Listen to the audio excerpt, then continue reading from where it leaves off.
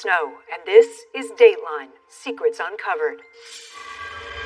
Dragging me through that night, it haunts me. I didn't know that people were capable of that. It destroyed the rest of my life. Intelligent, educated, accomplished. I am a professor. I've tried to seek a meaningful life. She had a prestigious career, a loving husband, a young daughter, but she also had a secret. I've lived with this nightmare for 18 years. And it centered on murder.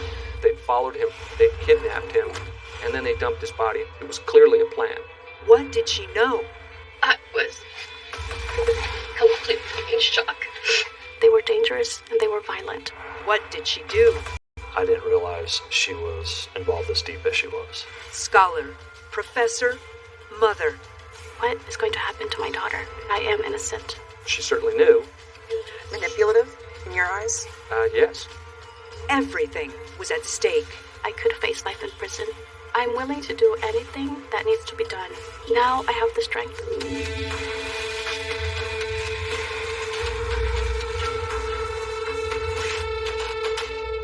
And welcome to Dateline, Secrets Uncovered. It all started with a chance meeting at a nightclub where Patricia Esparza gave Gonzalo Ramirez her phone number. That encounter sparked a mystery that would remain unsolved for decades. Those involved took great care to bury the secrets of their past, but a relentless team of investigators would stop at nothing to unearth the truth. Here's Andrea Canning with The Long Road.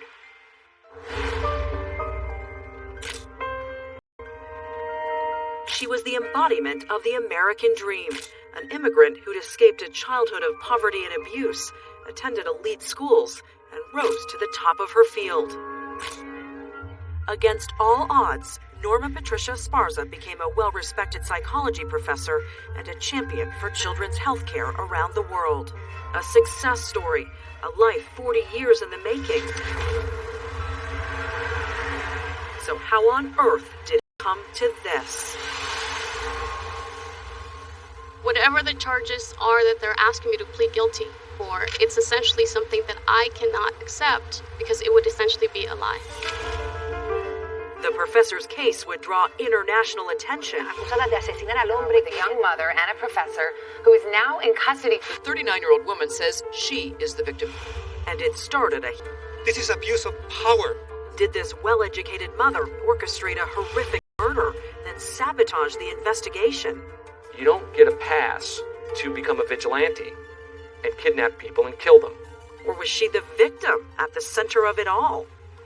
Do you ask yourself, how did I get here? Oh, absolutely. Absolutely. I rewind so many events in my life. I rewind so many things in my mind.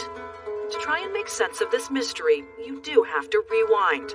All the way back to 1974, the year Patricia was born in a small farming town in southern Mexico.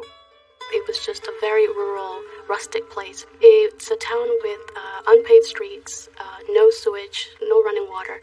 The family moved to Southern California for a better life. But Patricia's life here wasn't easy.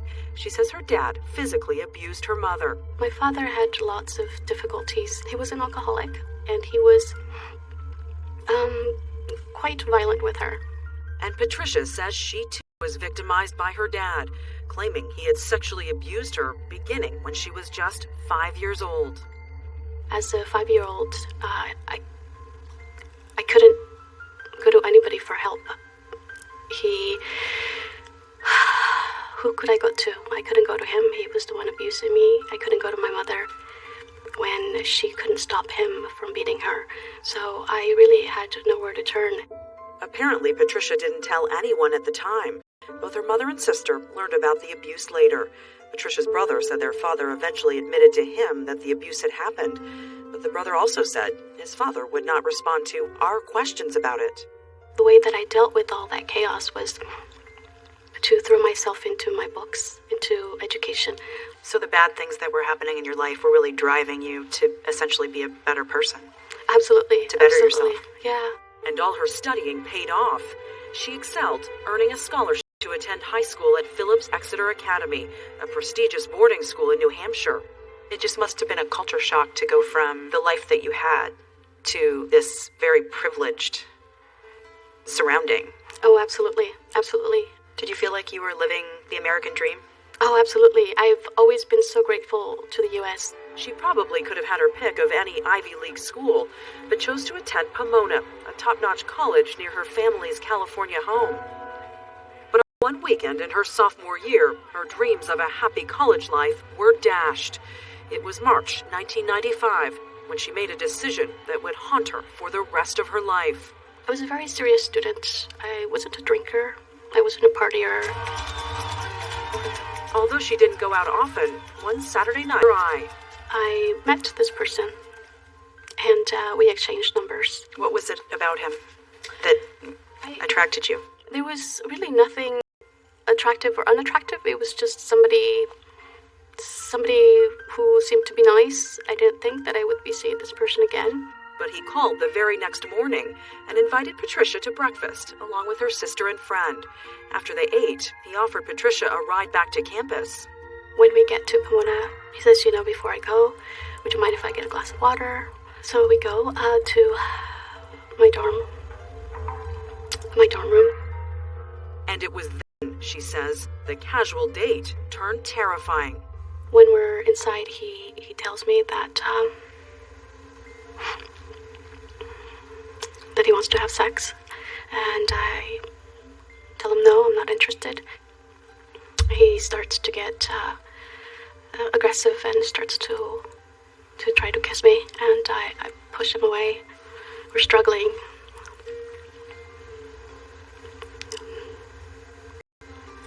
And then ultimately, he takes off my pants and he forces himself on me. When he's finished,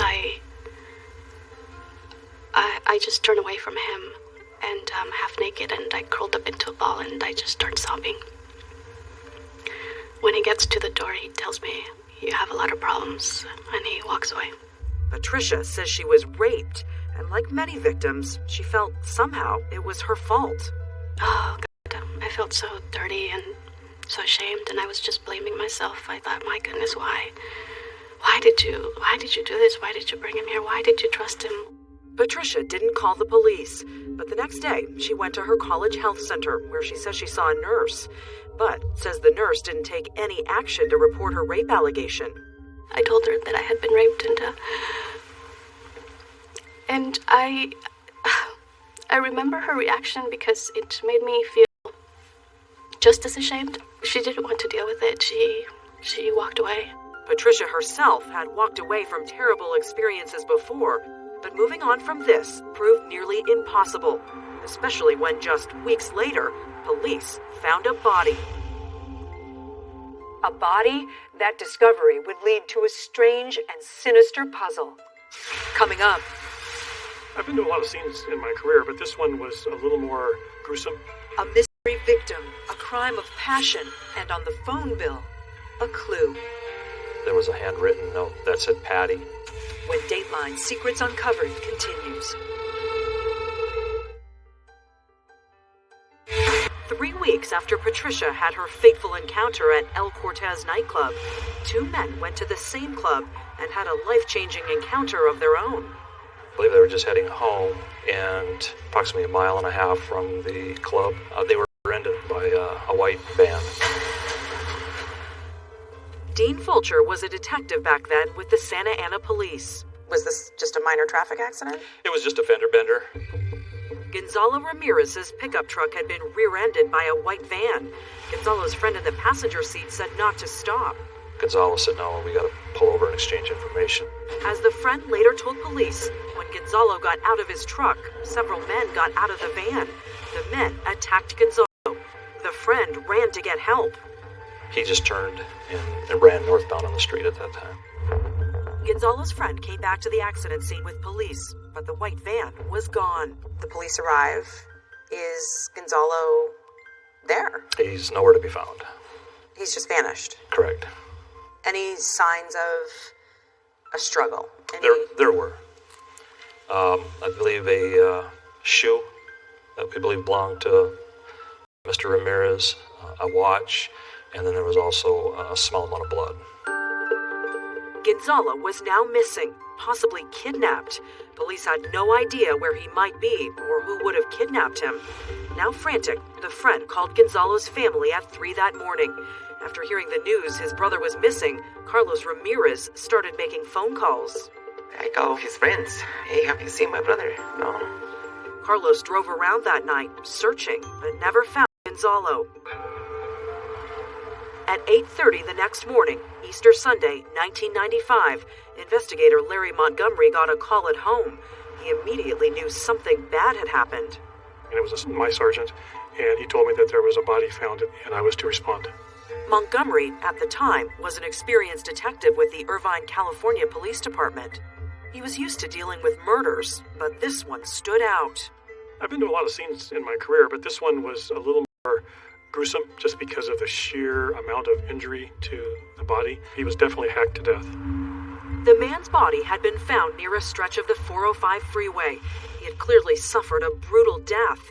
His body was sliced dozens of times with some kind of heavy-bladed knife, like a meat cleaver or machete.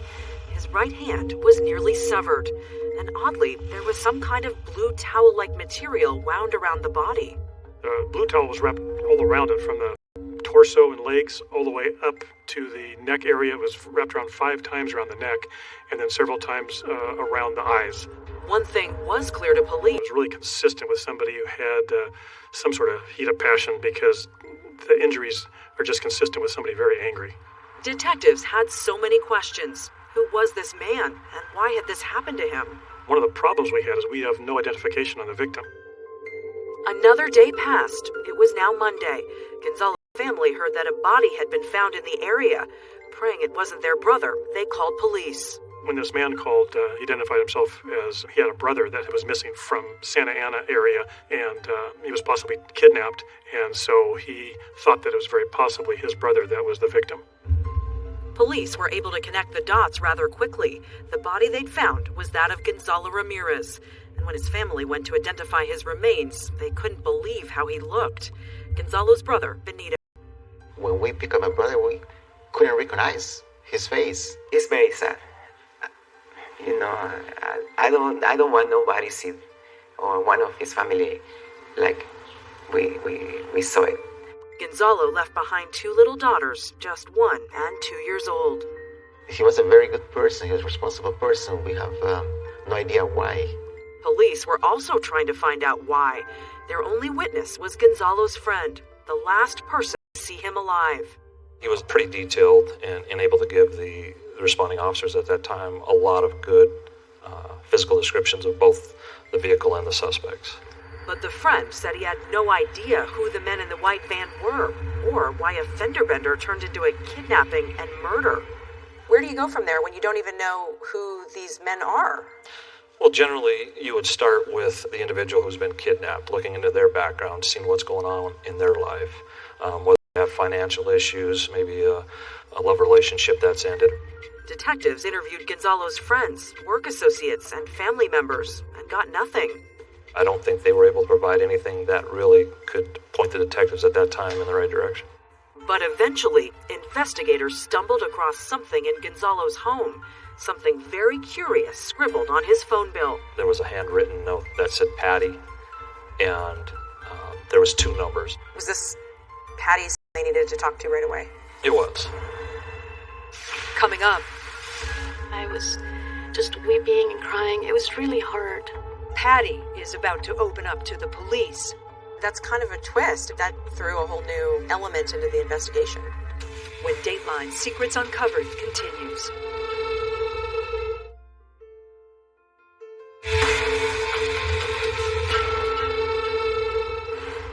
Santa Ana police were trying to solve the mystery of who had kidnapped, tortured, and murdered Gonzalo Ramirez. Along with 2 phone numbers, they were eager to find her. Mike Murray was an Orange County Deputy District Attorney. He didn't work this investigation back in 1995, but later joined the case. They called this Patty? They did. And where did it lead them? They contacted her, and she agreed to come down to the police department and discuss Gonzalo Ramirez. The mysterious Patty, it turned out, was then college student Patricia Esparza. I'm Detective Mazo. This is Corporal Buckles. who worked for the Santa Ana Police Department. She told the police that Gonzalo Ramirez was a young man that she had met at a club in Santa Ana several weeks prior, that they had danced together. She liked him. He seemed to like her. They exchanged phone numbers. That's how her name and numbers came to be scribbled on Gonzalo's phone bill.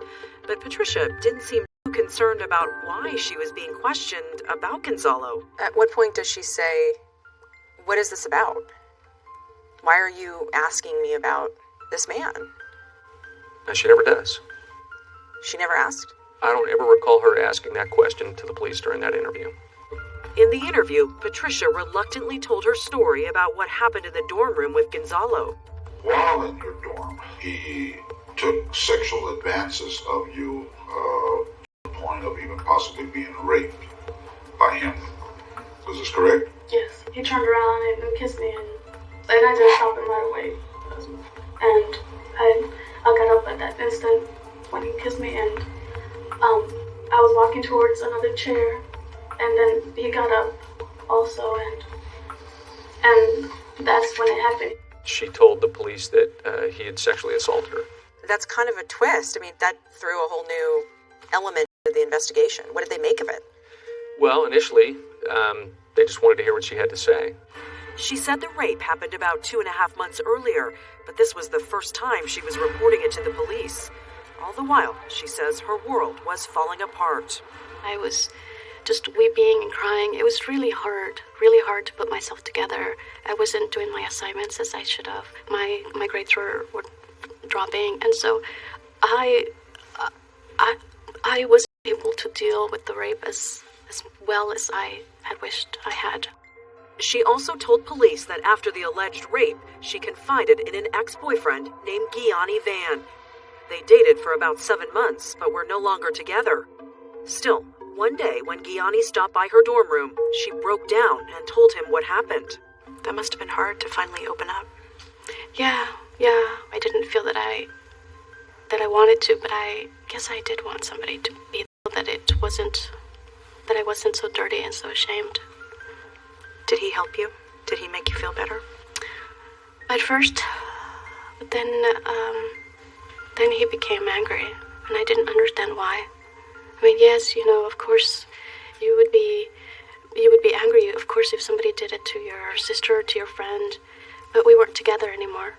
She told detectives about Gianni, and they listened very carefully. Did you have a boyfriend at that time? What's his name? Gianni Van. What is it? Gianni? Well, he wasn't my boyfriend at that time, actually. We have broken up. He was upset about it. Yeah, of course. She did tell Gianni that she had been raped by a man named Gonzalo, but she said she wouldn't tell Gianni what his full name was or anything about how to locate him, that she just wanted Gianni to comfort her, didn't want him to try and find this guy and retaliate in any way. Was he expressing that he didn't want to retaliate? She said that he was angry. She didn't say he wanted to retaliate, just that he was angry and he wanted to know more details than she wanted to disclose. An angry ex-boyfriend? Could he have been angry enough to track down Gonzalo on his own? Investigator Dean Fulcher. Did this give the detectives something to cling on to, that he was so angry about the rape claim? Absolutely. I mean, you now have a motive for somebody wanting to do what they had done to Mr. Ramirez. Detectives wanted to talk with Gianni Van, and they would soon find a key piece of evidence that they believed could tie him to this murder.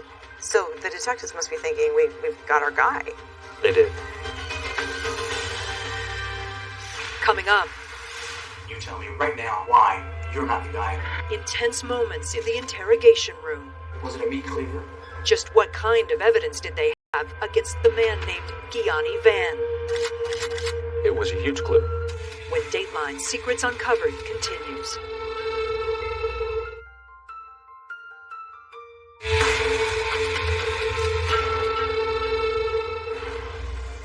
After speaking with Patricia Esparza about the murder of Gonzalo Ramirez, police quickly developed a theory of the case. Patricia told them she had met Gonzalo at a dance club. The next day, he allegedly raped her, and that after hearing about that rape, her ex-boyfriend, Gianni Van, became enraged. Investigators now believe this could be a case of an old boyfriend seeking revenge, and they wanted to find Gianni.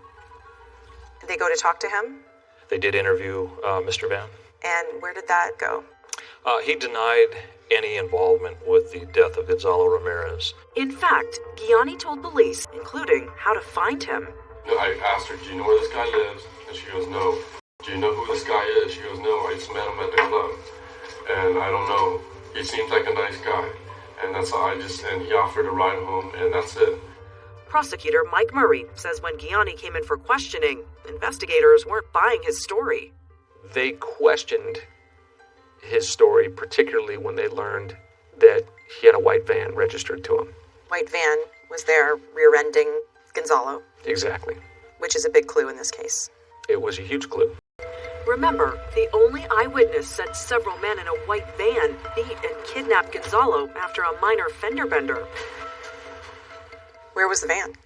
When the police asked Gianni if he was familiar with a white van, or if he owned one, Gianni denied owning one. When they confronted him with the fact that there was a white Astro van that was registered in his name, Gianni said, well, I don't own the van. It's registered under my name, but it actually belongs to a guy I know who owns a transmission shop. Police got a search warrant for the Accurate Transmission Shop. Sure enough, the white van registered to Gianni was there, but that's not all they found. The people who processed the transmission shop saw one single drop of blood in an office. And investigators found something else. Remember those old-style towel dispensers in gas station bathrooms? The shop had that exact type of dispenser. The towel dispenser had blue cloth towels in the dispenser, and the towels that were wrapped around, or the cloth that was wrapped around Gonzalo Ramirez was blue cloth. Yet later, when that blood drop found in the shop was tested, the result was less than conclusive. Did the blood match Gonzalo? When they ran the DNA profile, they couldn't exclude Mr. Ramirez, but in no way was it strong enough to say that it was his. That was a problem for the investigation, so police brought Gianni, ex-boyfriend, back in a second time for questioning. This is Lozano, badge number 586. I'm going to be conducting an interview of Gianni Van. But this time, police had more information. They learned that Gianni was good friends with the transmission shop owner. The relationship between you and the girlfriend, and then Gonzalo, and then Accurate Transmission and the van, all that comes into play. Quite obviously, there's a chain there. It's an unbroken chain. The common denominator, you understand what I'm saying, right? You're an intelligent guy, you're educated, is Gianni Van. Okay. So all arrows were pointing at Gianni. Exactly. If Miss Esparza has no connection to Accurate Transmission, then you're the link. The detectives pressed Gianni, asking him, Was it a meat cleaver? This whole entire thing, I don't know what you're talking about, sir. You know what I would be talking about. Gianni told police he could never kill another human being. Tell me why you're not the guy. You tell me right now, you tell me why you're not the guy and why you shouldn't be going to jail for murder. Because I am not a angry type of person. I've always been a loving person. I'm not quick to, have a temper, and I would never think of such a thing. That's absurd. Everything's there. We got the motive. But see, Gianni, I'm right at this point, at this juncture of the interview. It's coming to a close now. If you don't come out and give me more, Gianni, you're going to be going to jail for murder. Okay. I don't know about anything. I swear to God, I don't know anything about what you're talking about. Despite his denials, in March of 1996, nearly a year after the body was found, detectives arrested Gianni Van for the murder of Gonzalo Ramirez. But what investigators didn't know was that Patricia had more secrets that would have a big impact on their case. Coming up, I feared for my life. Patricia and Gianni. Their relationship was far from over. This is a major game changer. Absolutely. I didn't know that people were capable of that. When Dateline Secrets Uncovered continues.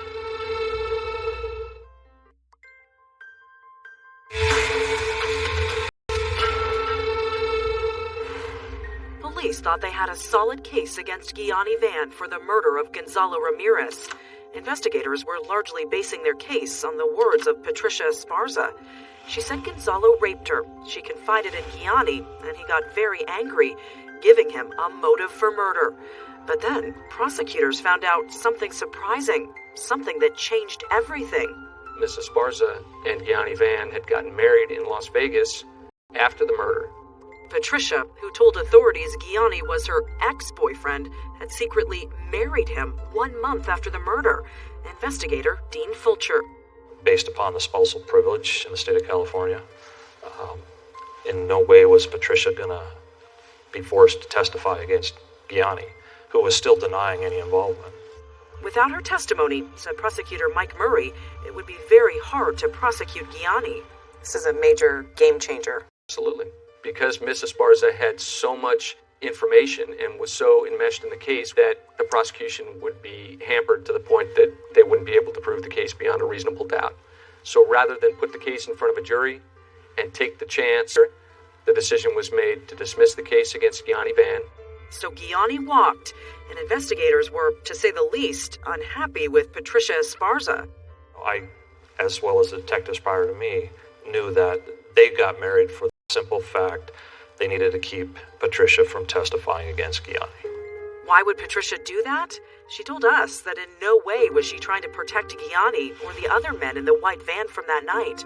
She said she had no choice. Gianni forced her into the marriage. So how do you get into this situation? It sounds almost... Yeah. Like, how does that happen? You know, I was 20. I was not very sophisticated in terms of being streetwise. But why say yes? Why say yes, I'll marry you? Because I feared for my life. When I was told I had to marry him, that's when I learned that Gonzalo Ramirez had been killed, and I thought to myself, oh my goodness, if they are able to do that to him, what are they going to do to me if I don't follow what they say? Patricia says besides being naive, she was also extremely vulnerable. She described herself as haunted, a victim of an alleged rape in college and sexual abuse as a child. She questioned her own judgment and wondered how she could have ever dated Gianni in the first place. After all, he was accused of a horrendous murder, one that included butchering the victim. I didn't know that people were capable of that. Of course you read things in the newspaper, you see things on TV, but you never think that it's going to cross your path. You never think that you are actually going to befriend a person that's capable of doing that. Why not just go to the police and tell them everything? I wish they had told me, we will protect you. We will protect you if you come forward. I wish they had told me that. I didn't know. I didn't know that they were capable of protecting me. And so, she says, she agreed to marry a man she believed was a murderer. Were you in love when you married him? No, absolutely not. I was trapped. I just felt that it was another punishment for me. We never lived together. Nobody knew about the marriage. I mean, how could you possibly be in love with somebody who's so horrific? Patricia says she soon dropped all contact with Gianni, but that didn't change her status as his wife. So a marriage was potentially keeping a murderer free. Correct. Even though police thought they'd solved the murder, it went into the cold case file. As for Patricia, she says she just wanted to put the whole unbelievable tragedy behind her and get her life back. I thought to myself, you're not going to allow them to take away what's so valuable, and that's the ability to trust. How in the world am I going to continue on? But she'd person in her family to get a college degree. She went on to work as a political activist. All the while, Santa Ana detective Dean Fulcher was keeping track of her and Gianni Van. Patricia's life really changed over the years. Yes. 3, 4, 5 years passed. The terrible events in California seemed further and further away.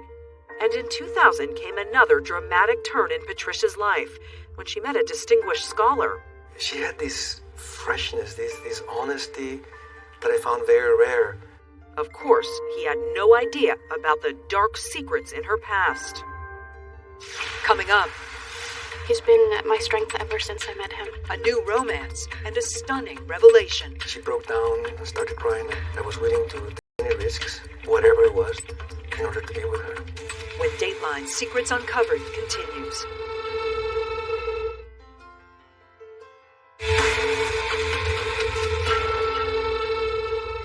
Welcome back to Dateline Secrets Uncovered. I'm Kate Snow. Detectives believed secrets from Patricia Esparza's past held the key to Gonzalo Ramirez's murder. But soon after the crime, Patricia married prime suspect Gianni Van, meaning police could not make her testify against him. The case was put on ice until years later when a new relationship began to simmer and put investigators hot on Patricia's trail once again. Back to Andrea Canning with The Long Road. At just 20 years old, Patricia Esparza had experienced a lifetime of unbelievable tragedy. She says she was sexually abused by her father, raped in college. An ex-boyfriend allegedly murdered her rapist. She was secretly forced to marry that ex to keep him out of jail. She says it nearly broke her until she met someone special. This was really a fresh start for you. Yeah, absolutely. Meeting Jorge. Yes, absolutely. He's a wonderful, wonderful human being. His name was Jorge Mancias. What was it like the first time you laid eyes on Patricia? When I met Patricia, I saw this tiny little woman who was intelligent, very well organized, real leader. She was inspiring everybody around her. Patricia, now 25 years old, fell for Jorge while they worked together on a California political campaign. Did you two have an instant connection? I certainly was taken by her very quickly. We both came from very limited environments in Mexico. We both had worked hard to open up opportunities for ourselves through education. Just like Patricia, Jorge was a high achiever with a PhD in neuroscience. They both had degrees in psychology, and one thing he particularly admired at DePaul University, because they had this children's clinic, because she wanted to help children learn how to deal with the difficult circumstances she faced as a child. It wasn't long before the 48-year-old decided he wanted to spend the rest of his life with Patricia. He proposed to her at New York's World Trade Center in August of 2001. Patricia was thrilled when I proposed to get married, and she, of course, accepted. Did you feel like finally my life has taken a turn for the better, and maybe I can put all of this behind me? Oh, absolutely. Absolutely. He's been my strength ever since I met him. But within hours of that proposal, everything suddenly turned upside down. But that night she broke down and started crying and told me that she couldn't marry me because she was already married, that it was a forced marriage, not a real marriage. But she couldn't tell me the circumstances because she felt it would put me at a risk, and she didn't want me to live under the threat she was living under. So this is the first time you're hearing about her past? Yeah, she refused to tell me, and she was crying, and I had never seen her like that. Patricia says she begged Jorge not to ask her details about her first marriage. He was very respectful of my privacy. He didn't ask me. I told him not to ask me because I wasn't able to tell him. And he said, well, whatever it is, we're going to deal with this together. The couple faced a dilemma. They wanted to become husband and wife, but of course couldn't since Patricia was already married. So Jorge hired a lawyer, and Patricia ended up telling that attorney everything. After she talked to this lawyer, he told me that he couldn't share the facts with me, but that she was right, that it was better for me not to know. One thing he did know was that he really wanted to marry Patricia, so he asked that lawyer to help. After 3 long years of negotiations, 9 years after the murder, Gianni finally agreed to a divorce. Jorge and Patricia soon got married, but Jorge still didn't know her deep secrets. Weren't you so curious? Oh, I was curious. I was completely mystified by why it was and what it was that was so threatening. Was it because you loved her so much? You were willing? I not only loved her, but I realized how unique she was. I felt so at ease with someone who I felt I could completely trust, that I was willing to take any risks, whatever it was that was lurking in her past, in order to be with her. In 2004, the couple wed. Life moved on, and they relocated to a small town in France. Both commuted to jobs in nearby Geneva. Patricia worked for the World Health Organization as a consultant, and became 2009 came another life-changing event. the couple welcomed a daughter, Ariana. After all that you've been through, what was that like, the birth of your daughter? Must have been almost like a rebirth. Oh my goodness. I know that every parent knows how different the world looks once you have a tiny little human being looking up at you. You feel that you want to go out there and actually create a better world. Finally, Patricia had a loving husband, a happy family, a successful professional career. She even rubbed elbows with the likes of Hillary Clinton. It was the life she always dreamed of. But while Patricia Esparza was building her perfect world, the murder of Gonzalo Ramirez remained unsolved. Gonzalo's 2 daughters were just toddlers when their father was killed. By 2010, they were young women, growing up in Mexico with just some photographs to remember him. Nunca es lo mismo. It's not the same. Fue muy difícil. It was very hard. It felt like we really wanted him to be there. Gonzalo's brother, Carlos, saw the pain. I see on their eyes, they get sad, It's really sad. Carlos and his brother Benito were left with so many questions. We felt frustrated because we couldn't find out what happened, why my brother was killed, and we didn't know nothing. Investigator Dean Fulcher had carefully reviewed the case file from the mid-1990s. What did you want to take a second look at? At that time, DNA in the mid-90s was fairly new, but it was also advancing rapidly. So I just simply requested that the crime lab re-examine the blood. The blood found in the transmission shop, the shop that the prime suspect, Gianni Van, had access to. The original DNA test said the blood might be Gonzalo's, but it was far from certain. Was there something different the second time around? Yeah, there was a significant change, although the crime lab couldn't say it was definitively Mr. Ramirez. The numbers were astronomical that it had to be his. More sophisticated testing led to a stronger conclusion. Mr. Ramirez had been inside that transmission shop. So, in 2010, 15 years after the murder, investigator Fulcher brought the case to prosecutor Mike Murray, who was known for his work on cold cases. Murray, in turn, contacted Gonzalo's brothers. He says they were surprised to hear from him. Both brothers said that they had figured that with all the years that had gone past since Gonzalo's murder, that nobody was paying attention anymore. That he was just another young Hispanic man who had been killed, and the police probably weren't even investigating the case anymore. The confirmation of Gonzalo's DNA in the shop, connection between Gonzalo Ramirez and his suspected killer, Gianni Van.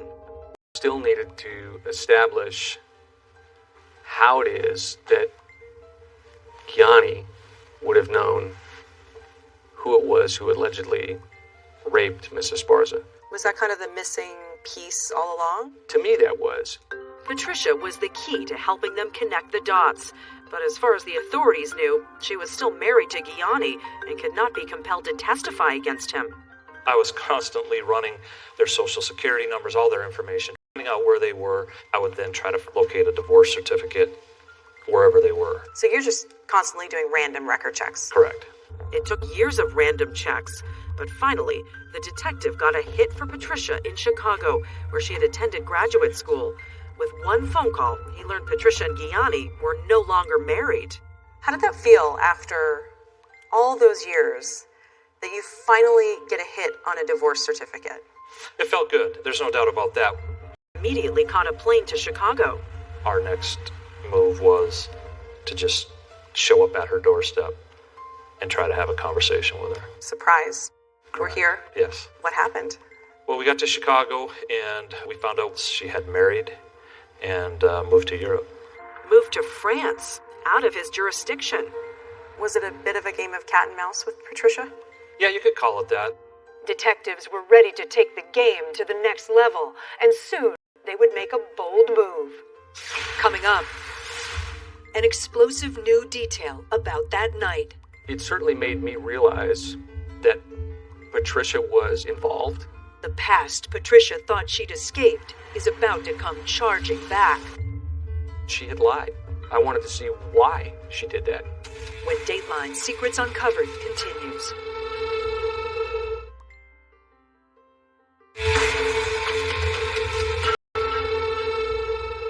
Welcome back to Dateline Secrets Uncovered. I'm Kate Snow. 15 years had passed since Gonzalo Ramirez was murdered. In that time, Patricia Esparza moved on. She divorced Gianni Van, the prime suspect in the case, and started a family overseas. But investigators believed Patricia knew more about Gonzalo's murder than she let on. With Gianni out of the picture, would her secret finally be revealed? Here again is Andrea Canning with Long Road. Detectives on the hunt for Patricia Esparza had tracked her location to France. Investigator Dean Fulcher's partner wrote an email to Patricia asking for her assistance in the Gonzalo Ramirez murder case. He wrote, "I hope you believe me when I tell you that you are not a person of interest, nor are you a suspect in this case." Out of the rabbit hole. I think there was a thought process amongst all of us that we honestly didn't know if she was involved or not. And my intent, if we could ever get an interview with her, was to try to get her to give us the information we needed to arrest Gianni. Your primary goal was to talk to her. Correct. But the email didn't work. Patricia wouldn't agree to be interviewed. However, investigators didn't stop there in building a case. If Prosecutor Murray couldn't get Patricia to testify, he needed to find someone else who could link Gianni and Gonzalo. Is it like finding a needle in a haystack, finding that person to shed light on that? As it turns out, no. Rereading the file, he noticed a name, Nancy Luna. She'd been with Patricia and her sister the night they'd met Gonzalo at El Cortez. Murray sent investigator Dean Fulcher to re-interview her, and when he did, Luna told him something that changed the case completely. She said that Patricia brought Gianni to the club and identified Gonzalo as the man who raped her. She told her boyfriend who Gonzalo Ramirez was and brought him back to the club and pointed him out to her boyfriend. This was a bombshell. Patricia had told police all along she didn't know anything about the murder. Now, a new witness could place Patricia in the club with Gianni the night Gonzalo was killed. Did that change the focus of Patricia? It certainly made me realize that Patricia was involved. It also made him take a fresh look at everything Patricia had said to police. It led to a disturbing conclusion. Even after knowing that Gonzalo Ramirez had been brutally murdered, she was willing to sit down at the age of 19 or 20 with hardened homicide investigators from the Santa Ana Police Department and look them in the eye and lie to them repeatedly. Now Murray had a stronger case against Gianni, and he was starting to think he might have a case against Patricia as well. So, of course, he wanted to question Patricia. I wanted Mrs. Esparza to know that we knew that she lied and that she had tried to derail a murder investigation for 20 years. I wanted to see why she did that. I wanted to give her an opportunity to explain why she would marry the person who seemed to be the prime suspect in a brutal murder. But remember, Patricia was in France, out of reach. When somebody's in another country and you don't have jurisdiction, there's not a lot you can do. She was not willing to speak, which was her right. She didn't have to. Their only hope was that she would return to the U.S., so they put her name on the Homeland Security watch list in case she did. The next move was hers. So we waited. Waited for Mrs. Esparza. Professor.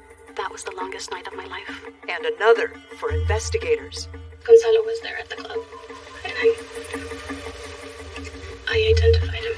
Did any of the details surprise you? I didn't realize she was involved as she was. When Dateline Secrets Uncovered continues.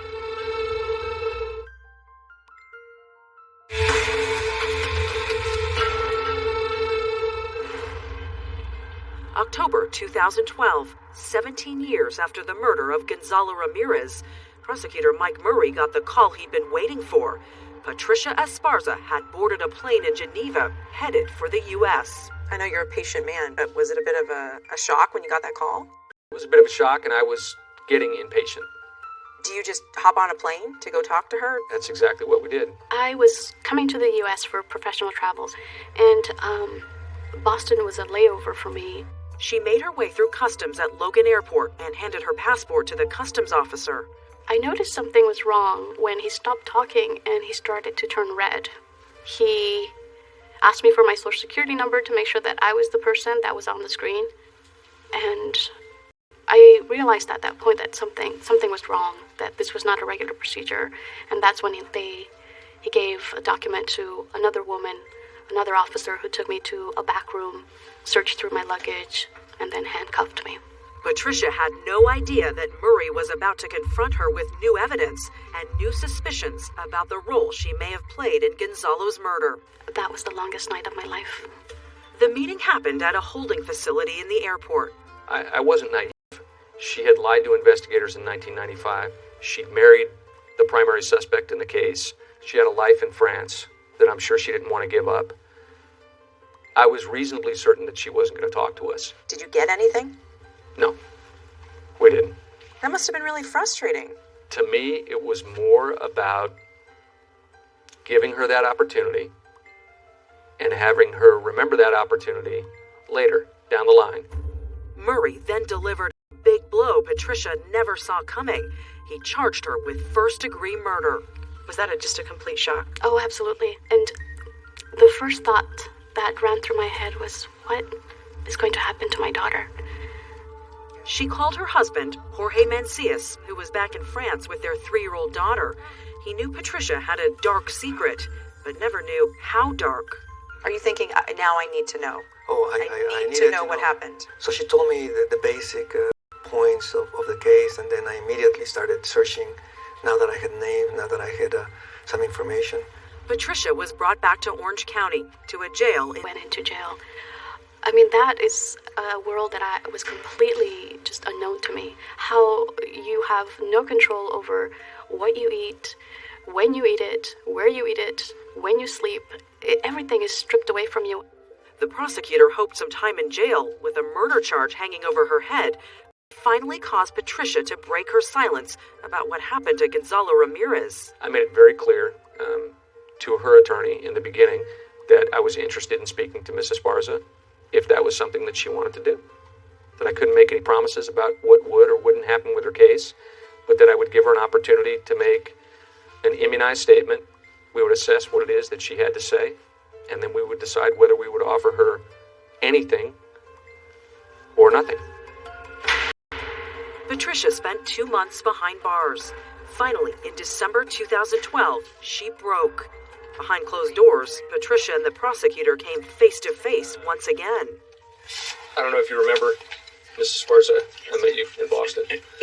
With her lawyer sitting next to her, Patricia finally opened up, starting with the encounter with Gonzalo Ramirez all those years ago in her dorm room.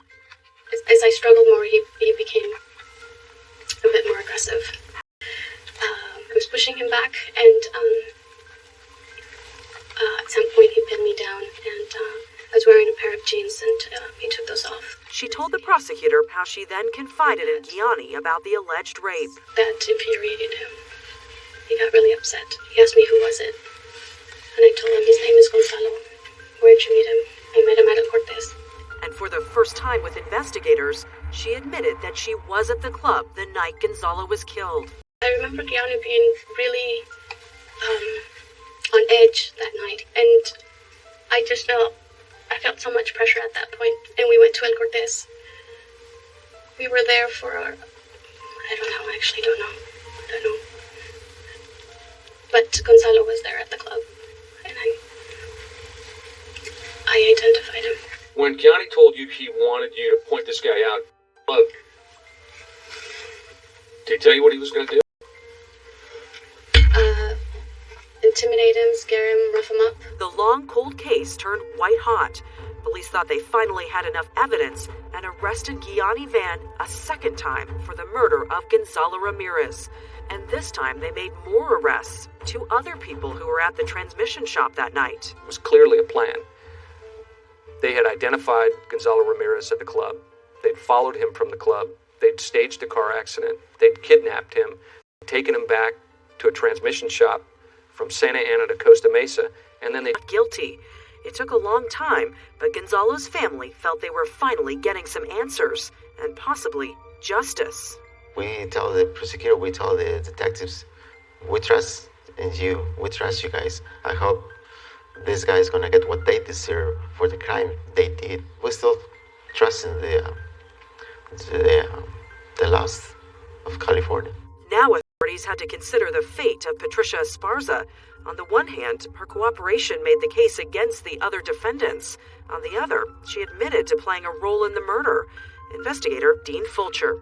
Did any of the details surprise you about what Patricia had to say when she finally broke her silence? Yes, I knew she was the catalyst for this whole thing. I knew she had some involvement. I didn't realize she was involved as deep as she was. Just how deeply? As you'll see, that would become a matter of dispute. But in return for her cooperation, Patricia was granted bail and allowed to keep her passport, meaning she could return home to Europe. And in 20 years, I've never agreed to recommend bail on a special circumstance murder case. Why now?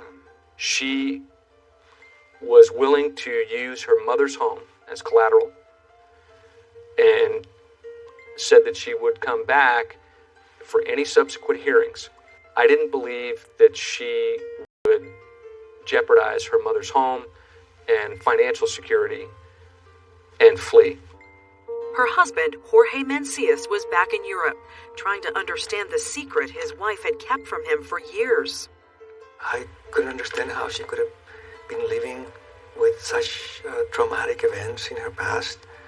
I was very moved that she tried to protect me, because then I understood what was the threat for me and our family. So there was no anger? She should have told me? I should have known what was going on? No, I felt frustrated because I thought that perhaps I could have done something had I known what the circumstances were.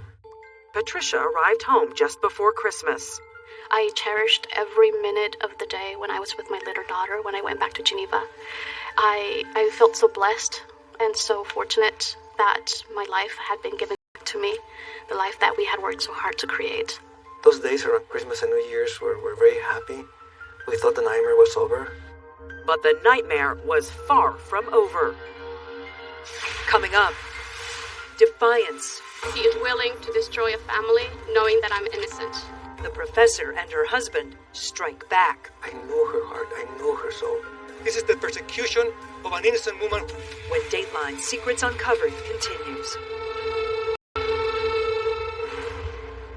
Many of the details of the murder plot that began with a strange kidnapping at this intersection in Santa Ana remained a mystery for almost 20 years. That was until Patricia Esparza was arrested and finally agreed to speak with investigators about the night Gonzalo Ramirez was killed. I was completely in shock. I felt it was clearly orchestrated, and here I am. Oh my goodness. It had to be orchestrated. But her role in the case and the killing was far from clear. Was she a victim, a witness, or something much more sinister? She had certainly allowed Gonzalo Ramirez's family to sit for 20 years and wonder what had happened to their brother, what had happened to their father. Do you think Patricia Esparza is just as responsible as the others? Well, when you say just as responsible, if you're asking if somebody aids and abets in a crime and is a willing participant in a crime, are they just as responsible in the eyes of the law? Are they guilty of that crime? The answer is yes, unequivocally, yes. Are they morally as responsible? Maybe not. Maybe not. Patricia, charged with first-degree murder and out on bail, was offered a deal in exchange for her testifying against her ex-husband, Gianni Van, and other co-defendants. The deal: plead guilty to voluntary manslaughter and serve 3 years in prison. In November 2013, Patricia returned voluntarily to the United States for her next court hearing. At that time, the prosecutor was hopeful the deal was done. But Patricia had other plans. She would take her case to the court of public opinion. She and her husband called a last-minute news conference outside the Orange County Courthouse. Good morning, and thanks for your patience. This is my wife, Dr. Norma Patricia Esparza.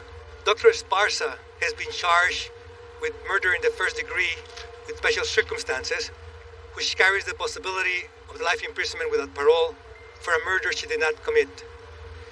She's being charged for the murder of the man who raped her 18 years ago. Standing with her 4-year-old daughter, Ariana, Patricia made a very public statement aimed directly at the district attorney. It is unfortunate that he is willing to destroy a family he is willing to strip me away from my daughter, knowing that I'm innocent. It is unfortunate, and for that reason, we're coming forward and talking to you about it. She announced she was going to refuse the plea deal. She would not take the witness stand in the case against Gianni Van if it meant she had to plead guilty. The principle of what they're asking me is to plead guilty to something that they know I am not responsible. Plus, she said, a conviction and prison sentence would destroy her professional reputation as a psychologist. This is not America. This is not justice. This is abuse of power. This is the persecution of an innocent woman who has never harmed anyone. The news conference struck a nerve around the world. She was the one who set things in motion. Patricia quickly gained supporters who saw her not as a suspect, but as a rape victim charged with a murder she didn't commit. The day after her news conference, Patricia appeared in court. After she officially turned down the prosecutor's plea deal, the judge issued a ruling. I do find that the circumstances have changed. This matter is going to no bail. Patricia was handcuffed and sent back to jail. Her husband gave her one last hug as she was led away. And with his wife behind bars, he soon returned to Europe with Ariana. How do you explain to a 4-year-old daughter what's happening to her mother? When she asks me where mommy is, I'm unable to explain it to her. So I just tell her, Mommy will be back. Mommy will be back soon. And I'm committed to do everything to make sure that happens. Jorge worked to drum up support for Patricia. Thousands of people signed a Change.org petition. Was there any doubt in your mind that she was telling the truth? I believed Patricia's story immediately. There was no doubt in my mind. I knew her heart. I knew her soul. And I had no doubt that Patricia was innocent of any wrongdoing. I wanted to know the facts. I wanted to understand how it is that she was entangled in a situation like that. She had told her ever-changing story to police, to the prosecutor, to her husband. But how much would she be willing to tell us? It haunts me, and has haunted me for the rest of my life. Coming up, he was still alive when they brought you to see him? Yeah. What was the truth? I was dragged, pressured, bullied, intimidated. Her full story at last. He destroyed the rest of my life. When Dateline Secrets Uncovered continues.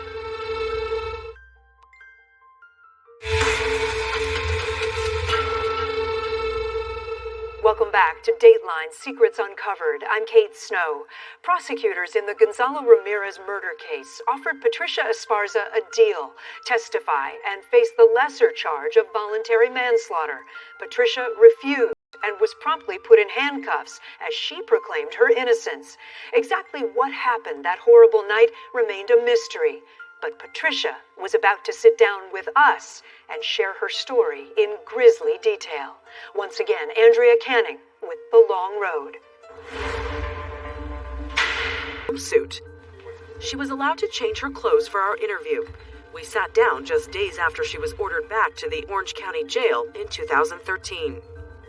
Do you ask yourself, how did I get here? Oh, absolutely. Absolutely. I rewind so many events in my life. I rewind so many things in my mind, especially being here and having so much time to think about how things progressed. I just ask myself so many questions. She said for a year she answered the prosecutor's questions and even testified before a grand jury. I had no idea. I was going to revisit that night again and again and again during these last 12 months. It's been so difficult because I feel re-traumatized every time I talk about it in an unsafe setting. I feel that I'm taken back to those moments and I get flashbacks and I start to feel panic attacks and I have to really contain myself and bring myself back. Her cooperation led to murder charges for her ex-husband Gianni Van and 2 alleged accomplices who prosecutors say were involved in the death of Gonzalo Ramirez. But what about Patricia herself? What was her role in all of this? The prosecutor said she was legally responsible for the murder because she had set it in motion when she identified Gonzalo at the club. But Patricia told a very different story, that she was an innocent victim at the mercy of Gianni Van. I would go home to my mother's home on the events, and that's when he took the opportunity to drag me through that whole night and the chain of events that took place that night. Patricia told us that 3 weeks after the alleged rape, Gianni suddenly showed up at her door. He said, let's talk, let's just continue to see where we can go. I got in his car, and once I was in the car, he took matters into his own hands. Does he bring other men into the picture at this point? Yes. And does he tell you his intentions? Never. She says she was too frightened to do anything but go along. I was traumatized by the rape. I was still depressed. I was still weeping. I was still in distress. And he took advantage of that. And he took advantage of that state. Did they take you to the bar where you had met Gonzalo? I don't want to revisit details that my lawyer has advised me not to revisit in the interview. Patricia did fill in the blanks for investigators about the rest of that night. Gianni and the others, she said, drove her to the club. They went inside and insisted she point out when they left the club. She watched as they rear-ended Gonzalo's truck. When he got out to check the damage, the men forced him into the white van and drove him to that transmission shop. Patricia said she waited at this nearby bar, and then later that night, she was driven to the shop and led up a small staircase to a loft. Did you see him being beaten? No. I didn't see when they were actually beating him. They made me witness the aftermath of the beating. So he was still alive when they brought you to see him? Yeah. And what kind of shape was he in at that point? Not in good shape. Did he know it was you? Did he remember you?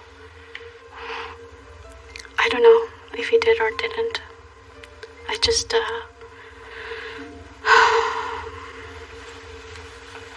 at that point, I just knew that they were doing all this to punish me. They were mad at him for what he did, but they also were punishing me. What were they punishing you for? For having allowed it to happen. For somehow not stopping it. Were you able to say anything to Gonzalo before he died? No. I was in shock and I screamed and I was just in fear. I couldn't possibly. I wasn't able to. Patricia told us that was the last time she saw Gonzalo. His hands were tied with chains in the loft of that transmission shop, but she says she didn't find out he had been murdered until much later. What I can tell you is that I was dragged, pressured, bullied, intimidated into that night when they actually took Gonzalo Ramirez, kidnapped him, beat him up, and ultimately killed him. I never saw him dead, but I was terrorized by the violence that I witnessed. For me, these people were so foreign to me. They were just, I didn't know who they were. I just knew that they were dangerous and they were violent. And that scared the living daylights out of me. I feared for my own life. Did you tell Gianni you wanted to seek revenge on Gonzalo? Never. Did you convince him to go there that night to kill Gonzalo? Never. She says she, too, was a victim of Gianni Van that night. He destroyed the rest of my life. You know, the rape was difficult. But dragging me through that night, it haunts me. Do you wish now that you had have gone to the police? Adult or about myself. But when you are traumatized, when you are raped, when you are terrorized, when you see what you saw, when these people are a mob, violent, I don't see how I could have possibly stopped it if it wasn't somebody coming forth and helping me. Patricia said she was still willing to testify in Gianni Van's trial, but as she said before, it had to be on her terms. She was not about to plead guilty to voluntary manslaughter. Perhaps it's 18 years later, but I don't think it's too late. I don't think it's too late to seek justice for him and to seek justice for myself. The only justice I can obtain is to not be wrongfully convicted and taken away from my daughter's life. Some might say it's quite the gamble to decide not to take a plea deal. And, as few as, say, 3 years when, you could get life in prison. Why take that chance? I never wanted Gonzalo Ramirez to be harmed. And I had to look deep within myself. I had to reflect on who I was, think about my conscience, and what could I live with. And I can't live with the guilty plea. I could face life in prison. I will be stripped from my daughter's life for the rest of her growing years. And that's a risk. But I'm trusting that the district attorney will know we're both seeking the same goal, that we both want justice for the man who raped me and justice for myself. We are both unfortunate victims in a horrible series of events. A horrible series of events, to be sure. But Patricia Esparza, a victim? The prosecutor wasn't buying it. She was a very educated woman. Manipulative? In your eyes? Yes. But the professor wasn't the only woman there that night. Another witness comes forward with an explosive revelation. Coming up. She's using other people to exact revenge. Some might describe Patricia as a mother, a PhD, a wife. You could still add to that list murderer. When Dateline Secrets Uncovered continues.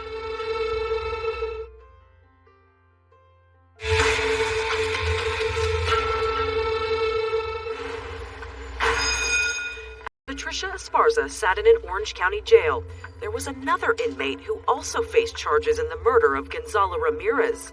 Her name was Diane Tran, and what put her in jail was Patricia's statement to investigators. She said there were several people involved in the murder, and one of them was Diane. From outside of the door, right outside, a male voice said, "Should we kill him?" I heard sort of a resounding yes from everybody. Okay. But the one who struck me, I didn't expect her. Remember the transmission shop where Patricia saw Gonzalo in chains and police found his blood? Diane Tran owned that shop with her husband Cody. Cody, too, was a suspect in the murder, but died by suicide before police could charge him. That left Diane. Her defense attorney was Robert Weinberg. How is she doing? She is under so much pressure. The loss of her freedom. To say it's a shock is an understatement. According to Diane's attorney, Cody was part of the group that killed Gonzalo, but Diane was only at the shop because he forced her to be there. Cody Tran was a very, very difficult character to live with. Very volatile, violent. I would say that she was subject to his commands. Come to the shop. Come with me. We're going. In other words, Diane's story was much like Patricia's. She was an unwilling participant, a wife who went along out of fear. Diane had nothing to do with this. At all. So when Patricia Esparza turned down her plea deal and refused to testify, a door opened for Diane Tran. You're willing to plead guilty to the new charge and the enhancement and receive a possible sentence of up to 4 years in prison? Diane made a deal with the prosecutor, pleading guilty to a reduced charge of voluntary manslaughter. In exchange, she agreed to testify in the case against Patricia, and her testimony would be explosive. Diane said Patricia wasn't forced into anything, but instead took part in planning the murder. Gianni was talking about wanting to find this guy and retaliate. According to Diane Tran, those discussions about retaliation all began immediately. Ms. Tran also indicated that there were conversations that took place where she was present, where Gianni talked about killing Gonzalo Ramirez, where Ms. Esparza was present, and that Ms. Esparza knew that the plan was to kill Gonzalo. A claim, remember, that Patricia strongly denied in our interview. And does he tell you his intentions? Never. Never. Investigator Dean Fulcher believed that Patricia not only knew what Gianni was planning, she may have orchestrated it. When you start peeling back the layers, you find that there was an individual who I think is a very manipulative person who was kind of pulling the strings and all the time claiming to be the victim. Well, she's using other people to exact revenge on the individual she feels raped her. But many people did see Patricia as a victim, and a movement calling for her freedom was building. Supporters attended court hearings wearing t-shirts that read, "Set Patricia Free." We're here to stand in solidarity with her and as well with other sexual assault victims. To be victimized again by the legal system. There are 2 victims here, and I hope that the DA finds in his heart to strengthen his case and really get justice for those who committed this crime, and stop persecuting the other victim in the case. But that didn't seem to faze the prosecutor. I knew that she had hundreds, if not thousands, of supporters who had never read a single police report, never listened to a single taped interview. She had them all convinced that she was being wrongfully accused. And somehow, if she was a victim of a sexual assault, that she couldn't therefore also be a defendant in a murder case. So much time had passed. She didn't actually commit the crime. Why were you not willing to let it go? They left a man on the side of the road like garbage. Why should the fact that she lived a free life for 20 years be in any way mitigating? To me, it's aggravating. She got her time. She got to live as if she had never been involved in this incident. Some might describe Patricia as a rape victim, a mother, a PhD, a wife, someone who has done good things for the world. How would you describe her? I think all of those might be accurate, and yet you could still add to that list murderer. A tough prosecutor poised for trial with one more move up his sleeve. It was another one of Miss Esparza's lies. Coming up. Did you tell Patricia, I think we can win this? I did tell Patricia I thought we could win the case. 18 years of secrets, one momentous decision. How do you plead guilty or not guilty? When Dateline Secrets Uncovered continues.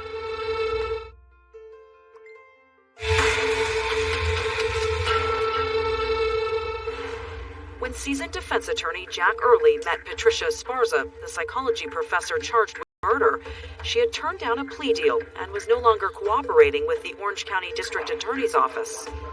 Patricia flipped the crime on its head by calling herself the victim, that she had to witness this brutality. Do you think that's a fair assessment? I definitely think it's a fair assessment because I think that Patricia would be the first to say that she would never want anyone to think that this was done in her name. But that's exactly what prosecutor Mike Murray believed. In his mind, Patricia Esparza initiated the murder, helped plan it, then obstructed the investigation by marrying the prime suspect so she wouldn't have to testify against him. The prosecutor believed Patricia lied repeatedly for 20 years, right up to the time of her arrest in 2012. Remember, she told us she was on her way to the U.S. for a conference. I was coming to the U.S. for professional travels. It turns out, says the prosecutor, Gentleman arrived at the airport, and that gentleman said that he was there to pick Miss Esparza up, and that she had agreed to come and stay with him in Connecticut for a week at his home. That's kind of an interesting turn of events. Interesting, not particularly significant to the murder investigation. Just interesting that Miss Esparza continues to lie when it suits her needs. And there was yet another inconsistency that was relevant to the case. Patricia told us, you may recall, that Gianni Van forced her to marry him. I feared for my life. But take a look at these photos of Patricia and Gianni, a seemingly happy couple. All of them were taken after the murder, after they had secretly married. And, according to the prosecutor, it's possible the biggest lie of all was the reason for the murder in the first place, that Patricia had been raped. She claims that she told the nurse from the clinic at Pomona College that she was raped. But there is no record that she did.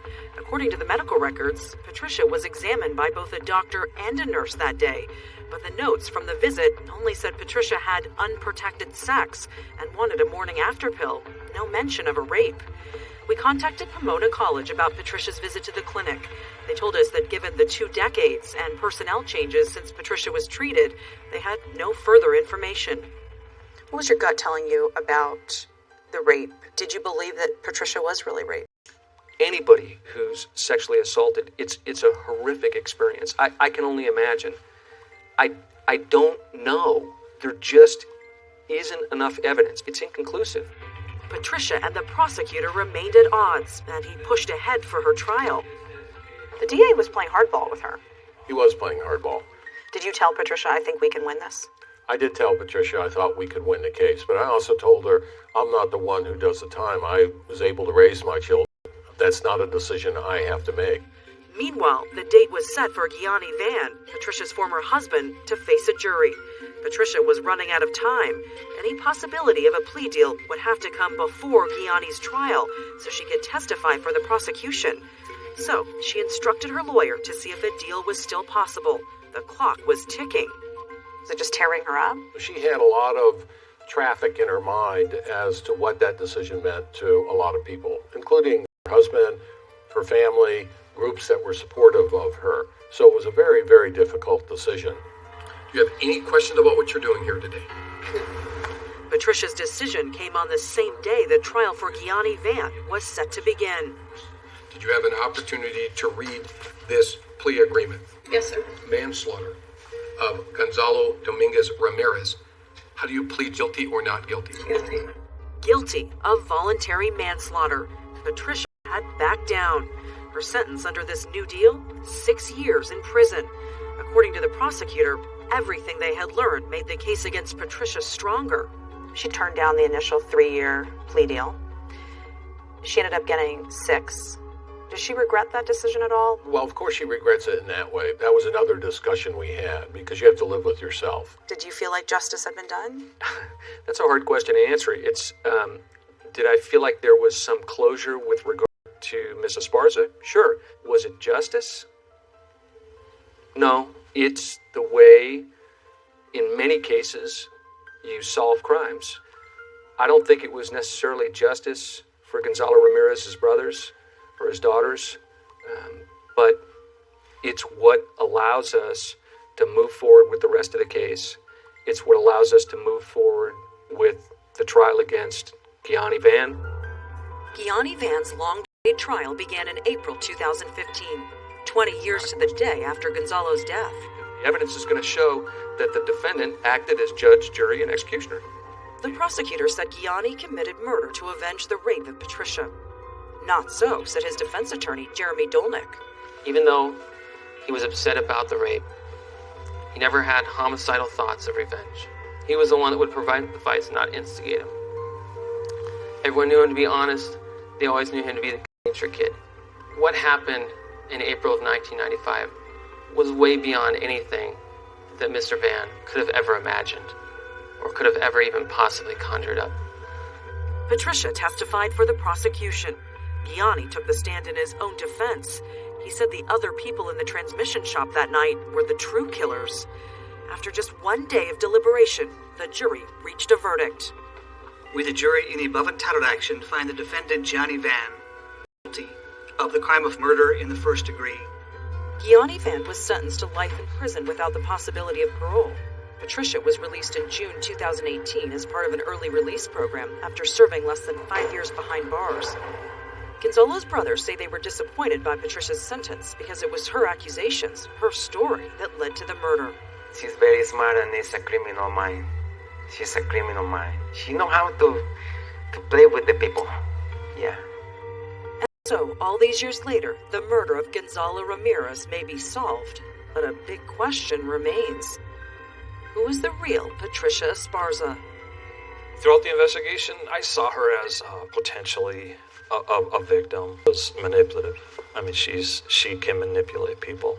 But to those who support Patricia, she's a woman who beat tremendous odds, went from poverty to a PhD, and became a symbol for victims' rights, a role she now embraces.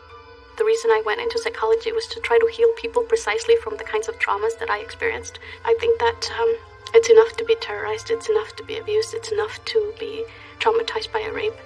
And I've tried to seek a meaningful life where I can actually change people's lives, and that has been my objective. I'm going to put this behind me. I need to put this nightmare behind me. That's all for this edition of Dateline Secrets Uncovered. I'm Kate Snow. Thank you for watching.